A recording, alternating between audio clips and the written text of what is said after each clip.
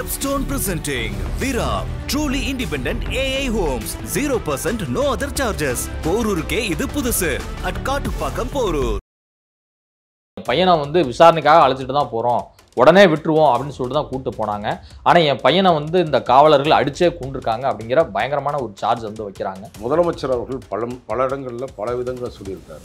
நாங்கள் சொன்னதையும் செய்வோம், சொல்லாததையும் செய்வோம் சொன்னாங்க இல்லையா? அதில் இது ஒன்று. தமிழ்நாட்டில் இவங்க பொறுப்பேற்று 25 லாக்அப் மரணங்கள் நடந்திருக்கு. இது உண்மையாகவே திராவிட மாடல் அரசினுடைய சாதனையில் ஒன்று. அவசரமாக இவன் தான் குற்றவாளின்னு முடிவு பண்ணியிருக்கீங்கன்னா அந்த முடிவுக்கு பின்னாடி ஏதோ ஒரு அதிகார திமிர் இருக்குதா இல்லையா?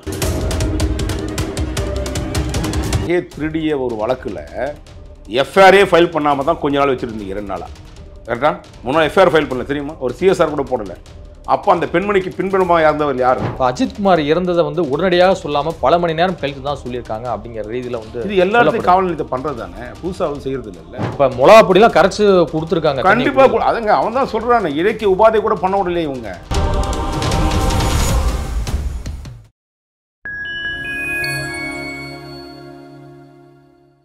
ஃபைன் டைம் மீடியா நேயர்களுக்கு வணக்கம். நான் உங்கள் சங்கி துகன். நம்ம சிறப்பு நிகழ்ச்சியில் நம்மோடு இணைந்திருக்கிறார் பத்திரிகையாளர் விசில் போயர் திரு வராகி அவர். வணக்கம். வணக்கம் சகோதரா. எப்படி சார் இருக்கீங்க? பிரமாதம், இறைவன் ஆசீர்வாதம். சிவகங்கை மாவட்டம் திருப்புவனம் அருகே ஒரு கிராமத்தைச் சேர்ந்தவர் இளைஞர் அஜித்குமார். இவர் திருப்புவனம் காவல் நிலையத்தில் விசாரணைக்காக அழைத்து செல்லப்பட்டு மர்மமான முறையில் இறந்திருக்கிறார்.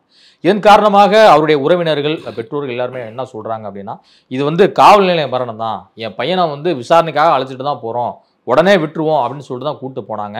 ஆனால் என் பையனை இந்த காவலர்கள் அடிச்சே கொண்டிருக்காங்க அப்படிங்கிற பயங்கரமான ஒரு சார்ஜ் வைக்கிறாங்க.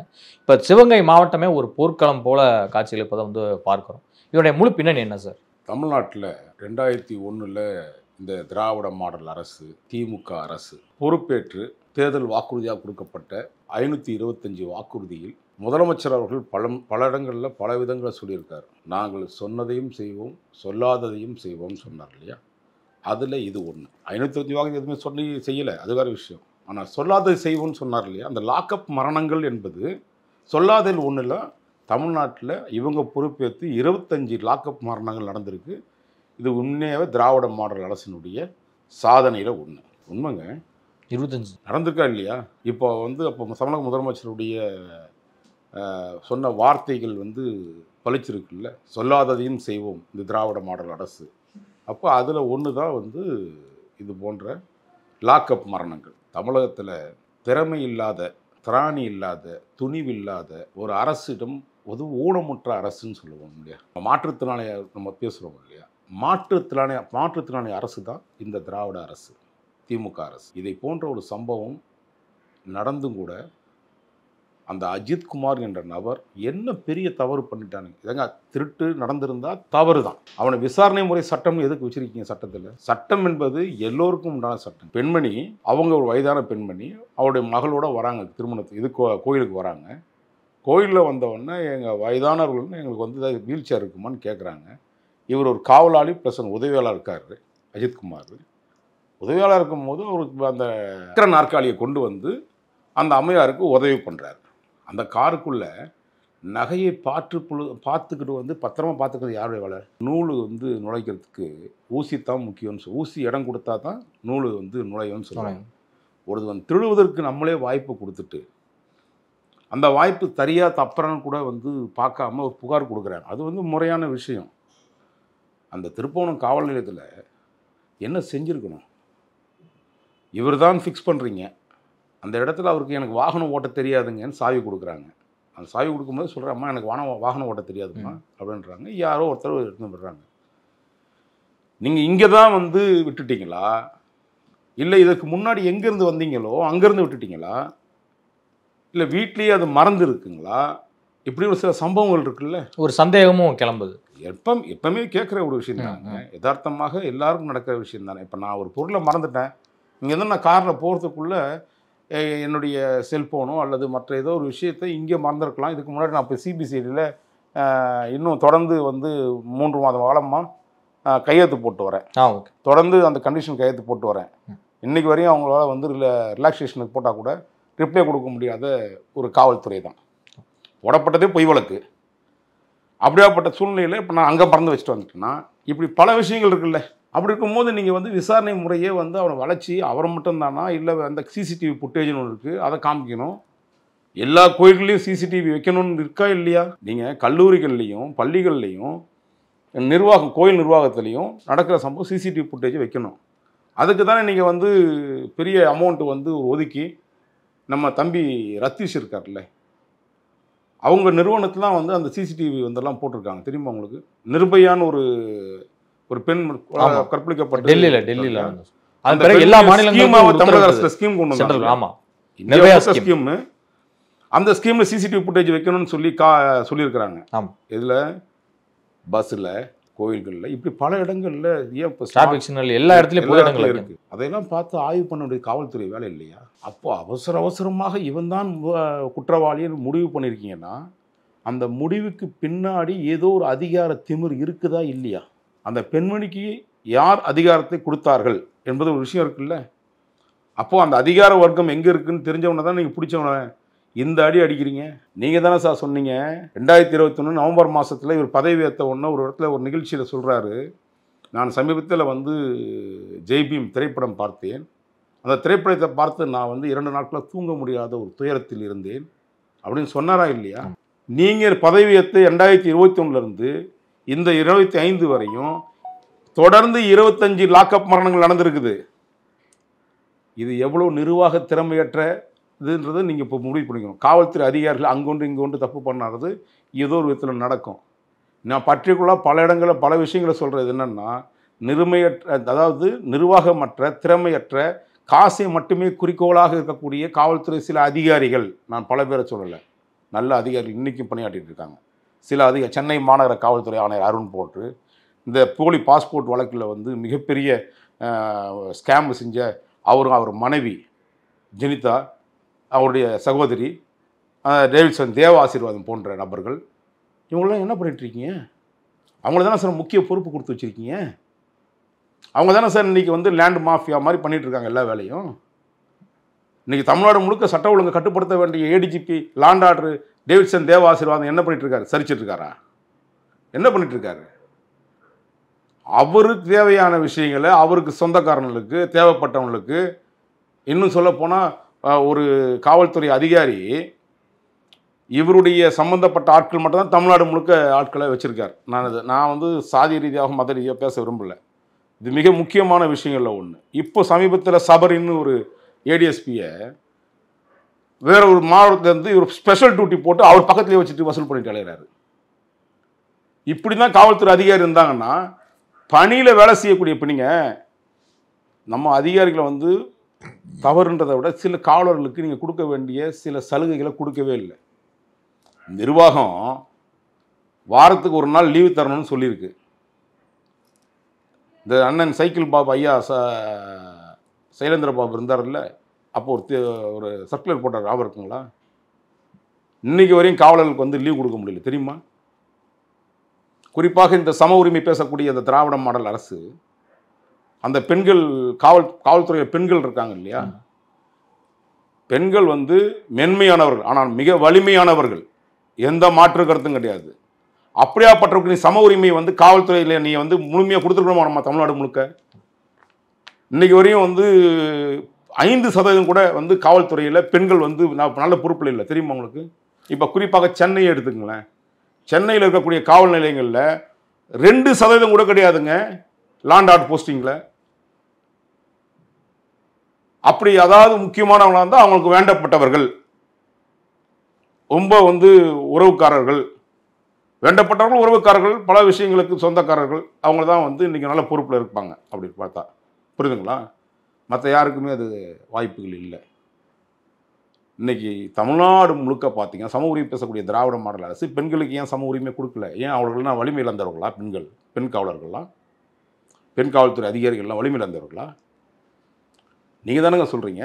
இப்படி தமிழ்நாடு முழுக்க சாதி ரீதியாகவே மத ரீதியாகவும் இவர்கள் வந்து ஆட்களை வந்து போட்டிருக்காங்க. சென்னையில் எப்படி சாதி ரீதியாக போட்டிருக்காங்களோ, தமிழ்நாடு முழுக்க டேவிட்சன் தேவ ஆசீர்வாதம் மத ரீதியான ஆட்களை தான் வந்து நல்ல பொறுப்புள்ள அதிகாரிகளை வச்சிருக்கிறாரு. அவன் எப்படிங்க வேலை செய்வான்? இல்லை, சீனியாரிட்டி அடிப்படையில் தானே வந்து ஒருத்தருக்கு காவல்துறை அதிகாரிகளுக்கு வந்து பொறுப்பு வழங்கப்படுது. இதை எப்படி நம்ம குற்றம் சொல்ல முடியும்? அது சீனியாரிட்டின்றது வேற. நான் சொல்கிறது ஒரு குற்றப்பிரிவு துறையில் இப்போ நீங்கள் வந்து லாண்ட் ஆர்டர் ஆஃபீஸராக போடுறீங்கன்னா அவர் என்ன ஜாதி மதம்லாம் காவல்துறைக்கு தெரியாது, தெரியவும் கூடாது. இல்லை, காவல்துறையிலையும் மிலிட்ரிலையும் வந்து பார்த்தீங்கன்னா சாதி மதத்துக்கு அப்பாற்பட்டு தான் பணியாற்றுறாங்க. நீங்கள் அப்படி சொல்கிறோம். நம்ம தமிழ்நாட்டில் மட்டும்தான் ஒரு பெருமை இருக்குது. சாதி பேர் நம்ம பேருக்கு பின்னாடி சரளநேம் இருக்காது. நம்ம தமிழ்நாட்டில் தந்தை பெரியாரோட சனியை ஒழிஞ்சு போச்சு. புரியுதுங்களா? அவர் தான் என்ன சொல்கிறாரு, நீங்கள் தானே சொல்கிறீங்க தந்தை பெரியார்ன்ட்டு. இப்போ அவர் போட்டிருப்பாப்பா ஈவே ராமசாமி பெரியார் நாய்க்கர் அப்படின்னு போட்டிருந்தார்ல, அந்த கர்மாந்திரம் அதோட முடிஞ்சு போச்சு. இப்போ வரையும் யாருக்கும் ஜாதி தெரியாது, நாய்க்கரும் கிடையாது, எந்த காவல்துறை அதிகாரிக்கோ மற்ற விஷயங்களும் தெரியாது. மற்ற மாநிலங்களில் ராவ் இருக்கார், ரெட்டி இருக்கார், மற்ற சமுதாயத்தை சார்ந்தவர்கள் யாதவர்கள் இருக்காங்க. இப்படி பல்வேறு இதில் சரண்யம் போடுவாங்க, பார்த்துருக்கீங்களா? அப்படியாப்பட்ட தமிழக அரசில் இன்றைக்கி வரையும் தமிழக முதலமைச்சர் ஒரு ஸ்டேட்மெண்ட் கொண்டு 2-3 வருஷத்துக்கு முன்னாடி கொண்டு வந்தாருங்க. தமிழ்நாட்டில் சாதியின் பேரில் வீதிகள் இருக்காதுன்னாரு. இப்போ போய் பாருங்கள் வன்னியர் தெரு இருக்கா இல்லையான்ட்டு, இப்போ யாதவர் தெரு இருக்கா இல்லையான்னு கேட்டு பாருங்கள். பள்ளிக்கூடங்கள் வரையும் இன்றைக்கி சாதியங்கள் வந்து பள்ளிகள் இருக்குது, கல்லூரிகளில் பள்ளிகள் சாதிய பேர் இருக்குது. இதெல்லாம் வந்து ஒரு உதாரணத்துக்கு விஷயத்த சொல்கிறேன். தமிழக அரசு எப்படி மோசமான செயல்பாடுகளை செயல்படுத்திட்டு இருக்கு தமிழ்நாட்டில் அப்படின்றதுக்கு. அதாவது நான் தான் சொன்னேன்னே, இது வந்து மாற்றுத்திறனாளி அரசு. இந்த அரசு வந்து திராவிட அரசு இல்லை, மாற்றுத்திறனாளி அரசு. அப்படி நுழைஞ்சு போயிருக்குது. இதை யாராவது ஒருத்தர் முத்தி கூட மாட்டாங்களான்னு நம்ம நினைக்கிறோம். திருப்பூர் ஸ்டேஷனில் பணியாற்றி வந்த 6 காவலர்கள் வந்து சஸ்பெண்ட் செய்யப்பட்டிருக்காங்க. அதிலும் குறிப்பாக நேற்று மஜிஸ்ட்ரேட் விசாரணைகள்லாம் வந்து நேரில் வந்து நடந்தது. இதனுடைய விசாரணை என்ன நடந்துச்சு சார்? இல்லைங்க, இப்போ நீங்களும் நானும் சட்டம் என்பது சமசரிமை, அனைவருக்கும் உங்களுக்கும் வந்து சமம், எனக்கும் சமம் தான். எல்லாருக்கும் அனைவருக்கும் சமமான ஒரு சட்டம். அது நான் வந்து சிவிலாக இருந்தாலும் சரி, நான் சிவிலியனாக இருந்தாலும் சரி, மற்ற நீங்கள் பொறுப்பில் இருந்தாலும் சரி, அப்போ நீங்கள் என்ன செஞ்சுருக்கணும்? அவர்கள் மீது கொலை வழக்கு பதிவு செய்ய வேண்டுமா வேணாமா? நகையை திருடிய ஒரு வழக்கில் எஃப்ஐஆரே ஃபைல் பண்ணாமல் தான் கொஞ்ச நாள் வச்சுருந்தீங்க, 2 நாளாக. கரெக்டாக? 3 நாள் எஃப்ஐஆர் ஃபைல் பண்ணல தெரியுமா? ஒரு சிஎஸ்ஆர் கூட போடலை. அப்போ அந்த பெண்மணிக்கு பின்புலமாக இருந்தவர் யார்? ஒரு எக்ஸாம்பிள் சொல்கிறேன். இந்த சிறுவன் கடத்தல் வழக்கு பற்றி இன்றைக்கி நம்ம பல விஷயங்களை பேசுகிறோம். இன்றைக்கி வந்து உயர்நீதிமன்றம், உச்ச நீதிமன்றம் வரையும் இந்த வழக்கு தொடுதிருக்கு. அதோட ஆதி மூலம் யார்? சிறுவன் கடத்தல் வழக்கில் சம்பந்தப்பட்ட ஏடிஜிபி ஜெயராமன் அவர்களும் பூவை ஜெகன்மூர்த்தி அவர்களுமே இந்த பிரச்சனை நிற்கலை. அதுக்கு மேலே இன்னும் பல சம்பவங்கள் இருக்க, ஏன் மூடி மறைக்குது இந்த தமிழக அரசு காவல்துறை? இதுக்கு மேல் இன்னொரு விஷயம் தெரியுமா உங்களுக்கு? நான் ஏற்கனவே என்னுடைய எக்ஸ்தலத்தில் போட்டிருக்கேன். இந்த பிரச்சனையை முதல்ல எடுத்து கையில் வச்சது ஒரு டாக்டர் சுஜித்தான்னு ஒரு பொம்பளை. சுஜாதா அந்த டாக்டர், அவங்க வந்து மதுரையில் இருக்கிறாங்க.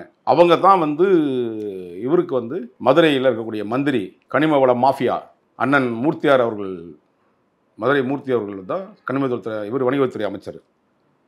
அவருடைய பின்புலத்தில் அந்த சம்பவமே நடந்திருக்கு. ஏன் அது வரையும் அவர் பக்கம் போக மாட்டேங்கிறீங்க? அதிகாரம் என்பது எளிமையானவன், ஒடுக்கப்பட்ட சமுதாயத்தை சார்ந்தவனாக இருந்தால் அடித்து தூள் கிளப்பிடுவீங்க. இப்படியாப்பட்ட அந்த மாஃபியாக்கள்லாம் வந்து விட்டு கொடுத்துருவீங்களா? இன்றைக்கு வரையும் டாக்டர் சுஜிதாவை பிடிக்க முடியல. ஏன் நீங்கள் பண்ண மாட்டேங்கிறீங்க? கிட்ட நெருங்க மாட்டேங்கிறீங்க? மகேஸ்வரியை பிடிக்க முடிஞ்ச உங்களுக்கு அதை இது அம்பு தான். ஏந்தவன் எங்கே? மதுரை மாநகரத்தில் வந்து மணல் மாஃபியாவுக்காகவும் கனிமவள மாஃபியாவும் இருக்கக்கூடிய மூர்த்தி அவர்களையும் சுஜிதா அவர்களையும் ஏன் டாக்டர் அவர்களையும் கைது பண்ண முடியல உங்களால்? அதுதான் சொல்கிறேன். அந்த மாதிரி சம்பவங்களை தான் அங்கேயாவது நீங்கள் அந்த சிறுவர் மட்டத்தில் அவங்க போய் புகார் கொடுக்குறாங்க. ஐயா நாங்கள் வந்துட்டு திருமணம் செஞ்சிட்டோன்னு சொல்லிட்டாங்க. இதே மாதிரி அந்த பெண்ணுக்கு நீங்கள் சிஎஸ்ஆரோட போட்டு தரலையே, திருப்பூர் காவல் நிலையத்தில் போட்டு தந்துருக்கணும்ல வேணாமா? எஃப்ஐஆர் வழக்கு பதிவு பண்ணல 3 நாட்களாக. சம்பவம் நடந்து அந்த பெண்மணிக்கு வந்து அவங்களோட தாயாருக்கு விஷயம் தெரிஞ்ச உடனே அவங்க அண்ணனையும் தம்பியும் அடிச்சிருக்காங்க. புரியுதுங்களா? இந்த சித்திரவாதை என்பது திறமையற்ற நிர்வாகத்தால் சில காவல்துறை அதிகாரிகள் செய்யக்கூடிய தவறுகளால் ஏற்படக்கூடிய விபரீதம் தான் இது போன்ற சம்பவங்களுக்கு முக்கிய காரணமாக அமையுது. இது திருத்தப்பட வேண்டும். இல்லை என்றால் 26 திருத்தப்படும். நகையை காணவில்லை என ஒரு எஃப்ஐஆர் கூட பதிவு செய்யாமல் எப்படி வந்து அஜித்குமார் வந்து விசாரணைக்கு அழைச்சிட்டு போனாங்க? அப்படி அழைக்கக்கூடாது, சம்மன் கொடுக்கணுங்க. அதாவது வந்து குற்றவாளி இந்த கேள்வியை வந்து சமூக வலைதளம் நிறைய பேர் எழுப்புறாங்க, சட்ட வழக்கறிஞர்களே எழுப்புறாங்க. இல்லை, அதாவது என்னன்னு கேட்டிங்கன்னா சில வழக்குகள் நடைமுறைகள் இருக்குங்க. இப்போ திருட்டு வழக்குகள்லாம் போய் நீங்கள் சம்மன் கொடுப்பாங்களான்னு கேட்டால் கண்டிப்பாக கொடுக்க மாட்டாங்க. நம்ம காவல்துறை எனக்கு ஒன்றும் வேண்டப்படாதெல்லாம் இல்லை. சில வழக்குகளில் சம்மன் கொடுக்க மாட்டாங்க, விசாரணைக்கு வாங்கன்னு கூடுவாங்க, அலைபேசியில் அழைப்பாங்க, நான் இந்த மாதிரி பேசுகிறேங்க வாங்கன்னு சொல்லுவாங்க. அது போன்ற சம்பவங்களில் செய்யலாம். இந்த சம்பவத்தை பொறுத்தவரையும் ஆராய்ச்சி செய்ய வேண்டியது, ஆய்வு செய்ய வேண்டியது காவல்துறையுடைய வேலை.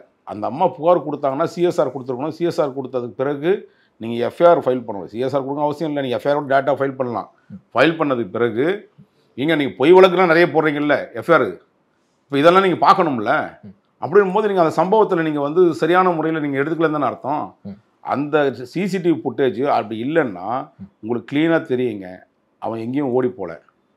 அவன் எங்கே இருந்தாலும் வீட்டில் கொடுத்துருப்பானா, வெளியில் கொடுத்துருப்பானா, பக்கத்தில் கொடுத்துருப்பானா, பக்கத்தில் கொடுத்துருப்பானா கூட தெரியும்.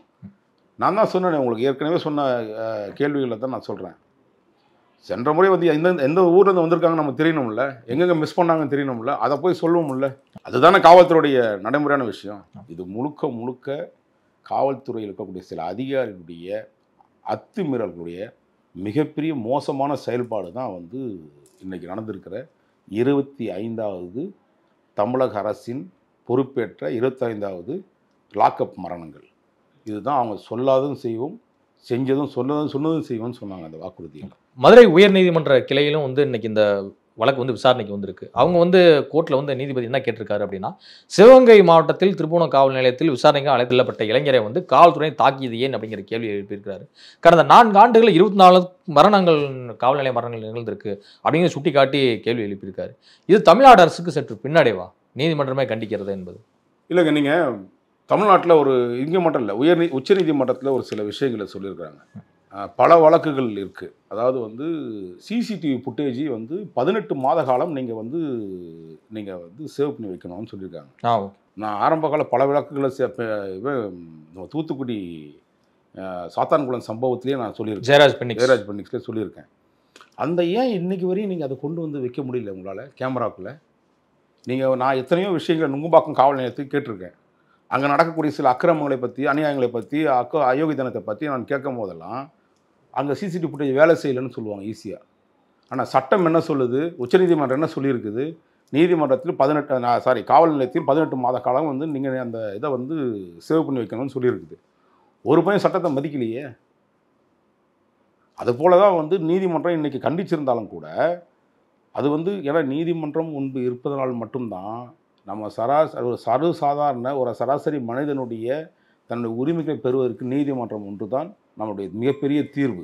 புரியுதுங்களா? அப்படியாப்பட்ட இடத்துல காவல்துறை செய்யக்கூடிய அயோக்கியத்தனத்தை, சில அதிகாரிகள் செய்யக்கூடிய வன்மத்தில் ஏற்படக்கூடிய விபரீதத்தை நீதிமன்றம் மட்டுமே நமக்கு வந்து தெய்வமாகவும் கோயிலாகவும் நினைக்கக்கூடிய ஒரு சூழ்நிலையை நம்ம உருவாக்கி வச்சிருக்கு. இப்போ அஜித்குமார் இறந்ததை வந்து உடனடியாக சொல்லாமல் பல மணி நேரம் கழித்து தான் சொல்லியிருக்காங்க அப்படிங்கிற ரீதியில் வந்து இது எல்லாத்தையும் காவல் நிலையத்தை பண்ணுறது தானே, புதுசாக செய்கிறது இல்லைல்ல. நீங்கள் சினிமாவில் விட மோசமாக நடந்திருக்குங்க.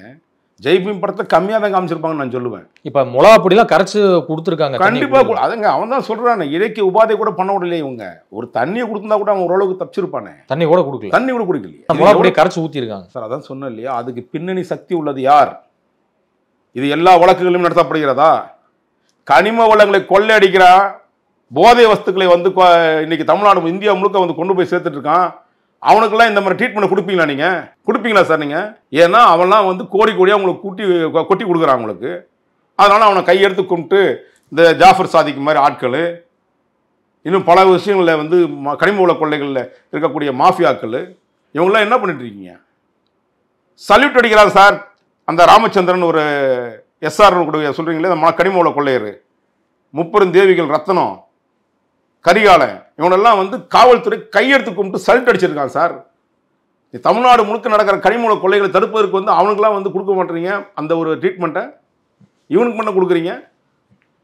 லஞ்ச லாவணிகள் வாங்குறான், அயோக்கியத்தனமா ஏழைகள்கிட்ட வந்து காசை பிடுங்கி தின்றான் சில அதிகாரிகள். நடு ராத்திரியில் 11 மணிக்கு மேலே பார் வைக்கக்கூடாதுன்னு சொல்கிறான் இந்த FL1 FL2 ஏதோ ஒரு விஷயங்கள்ல. காவல்துறை கை நீட்டி காசு வாங்கிட்டு இருக்குங்க சில அதிகாரிகள் பண்ணுற வேலை. சென்னையில் குறிப்பாக பல இடங்களில் இரவு நேரங்களில் முழுக்க ஓடிட்டு இருக்குங்க. இப்படி தமிழ்நாடு முழுக்க நல்ல அதிகாரிகள் இருந்தாலும் மட்டும்தான் அதற்கான தீர்வுகளை ஏற்படுத்த முடியும். அது இல்லைன்னா அது மட்டும் இல்லை, தமிழக அரசே வந்து ஒரு தத்தி அரசாகத்தானே வாழ்ந்துட்டு இருக்குது இன்னைக்கு. நம்ம உண்மைதானங்க, இல்லாத சொல்ல முடியாது. இல்லை, நடக்கிற அரசு வந்து ஒரு அரசா? ஊனம் தான் சொன்னேன் உங்களுக்கு, மாற்றுத்திறனாளி அரசுங்க அதுன்ட்டு நான் பல முறை விமர்சனம் பண்ணிட்டேன். இதை மாதிரி ஒரு வலசை நம்ம பார்த்தது இல்லை. மாற்றுத்திறனாளியுடைய அவனுடைய வாழ்வாதாரத்தை நீங்க அழிச்சிட்டீங்களங்க. மாற்றுத்திறனாளியுடைய வாழ்வாதாரத்தை அழிச்சு வச்சிருக்கீங்க. அவனை சாலையில போராட வைக்கலாமா? நீங்க சொல்லுங்க, போராட வைக்கலாமா? இப்போ உள்ளாட்சி பதவிகள்ல மாற்றுத்திறனாளிக்கு ஒரு தனி பிரதிநிதித்துவம் கொடுக்கப்படும் சொல்லி இதெல்லாம் வந்து சார் வார்த்தை ஜாலங்களை சொல்றதோட சரி. இதெல்லாம் தமிழக அரசு நிச்சயமா என்னைக்குமே செஞ்சதில்லை. எல்லாமே நாக்குல பேப்பர்ல எழுதி சக்கரை தான். இப்போ முதல்வர் கட்டுப்பாட்டில் இருக்கக்கூடிய காவல்துறையில் தான் வந்து இது மாதிரியான சம்பவங்கள் வந்து நிகழ்ந்திருக்கு. இப்போ முதல்வர் என்ன மாதிரியான பதிலை மக்களுக்கு அளிக்க போகிறார் நினைக்கிறீங்க? இன்னைக்கு தமிழக முதலமைச்சர் 30ஆம் தேதி இன்னைக்கு ஒரு ஏடிஜிபி ஒரு ஐஜி ரேங்க்ல ஒரு பெண்மணி ரிட்டையர்ட் ஆகிறாங்க. இன்னைக்கு சில மாற்றங்கள் வரும்னு எதிர்பார்க்குறாங்க. காவல்துறையில் சில மாற்றங்கள் வரும்னு எதிர்பார்க்குறாங்க. இந்த மாற்றங்கள் குறிப்பாக வந்து அருண் போன்றவர்கள், டேவிட்சன் தேவாசிரம் போன்றவர்கள், இன்னும் சில ஒரு அதிகாரிகள்லாம் மாற்றப்படவில்லை என்றால் தமிழக அரசு இந்த 10 மாதம்தான், அதுக்கு மேலே ஒன்றும் வரப்போகிறது இல்லை. இந்த மனித உரிமை மீறக்கூடிய இந்த அயோக்கியத்தனமான அதிகாரிகளை வைத்து நம்ம இந்த அரசு நடத்திட்டு இருக்குன்னா இதுதான் சொன்ன திராவிட அரசு இல்லை, தத்தி அரசு இது. அதனால தான் இது மாதிரி நடந்துட்டுருக்குது. ஒழுங்காக தமிழக முதலமைச்சர் வந்து அப்படியாப்பட்ட விஷயம் நடக்குதா பேப்பரில் பார்க்கணுங்க, பேப்பரை படிக்கணுங்க. நீங்கள் மற்றதெல்லாம் பார்த்துருக்கீங்க, சினிமா போய் பார்க்க போயிடுறீங்க, நடன நிகழ்ச்சிக்கு பார்க்க போயிடுறீங்க, இதெல்லாம் பார்க்கணும்ல. இந்த அண்ணன் சேகர் பாபு அவர்கள் வந்து எங்கேயாவது கூத்தாடியில் கூப்பிட்டு வந்து கும் நடித்தானுங்கள்ல, அதை பார்க்க போயிட்டீங்க. அதே மாதிரி தான் இந்த அரசை விடுங்க ஒரு பக்கம். இந்த சமூகத்தில் போராளிகின்ற போர்வையில் போன கடந்த ஆட்சியில் நின்று நான் பார்த்தீங்களா? பல நடிகர்கள், விஷால் போன்ற வீணா போன நடிகர்கள் இவனா எங்கே போனாங்க? எங்கே போயிருக்கான்? ஏன்னா பவ்யம் பயந்து நிற்கிறீங்க. ஒரு ஆண்மை உள்ளவன் யார் தெரியுமா? ஒரு பெண்ணிடம் வந்து தன்னை ஆண்மை காட்டும் ஆண்மை இல்லை.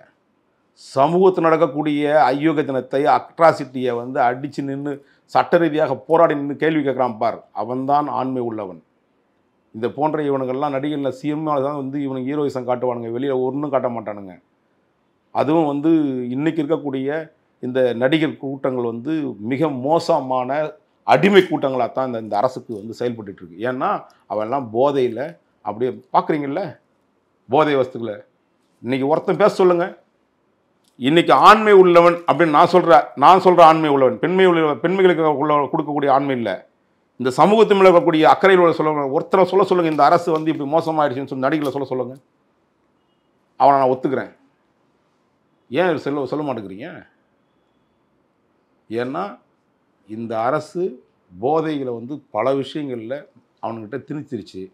இவன்லாம் அப்புறம் வந்து சிறைச்சாலைக்கு உள்ளே போயிடுவான்னு பயத்தில் தான் எவனும் வந்து வரதில்லை. இந்த பார்த்தோம்ல இப்போ நடிகனை 2 பேர் உள்ளே போனானுங்கள்ல, இதுவரையும் அவன் தான் கொடுத்தான்னு சொல்கிறாங்க. கொடுத்தவன் யாரா நீ வரைக்கும் கண்டுபிடிச்சிங்களா நீங்கள்? அதுதான் காவல்துறையுடைய கொடுத்தவன் பாஸு. அந்த பாஸு சில காவல்துறை அதிகாரியுடைய பக்கத்தில் நெருக்கமாக இருக்கக்கூடியவன். அதனால் எந்த விதமான நடவடிக்கையும் எடுக்கப்படாது. இதெல்லாம் சட்ட ரீதியாக நின்று தான் போராடி ஆக வேண்டும் என்பது என்னுடைய கருத்து. இதுவரை உங்கள் பல்வேறு கருத்து கொடுப்பது நன்றி சார். நன்றி, வணக்கம்.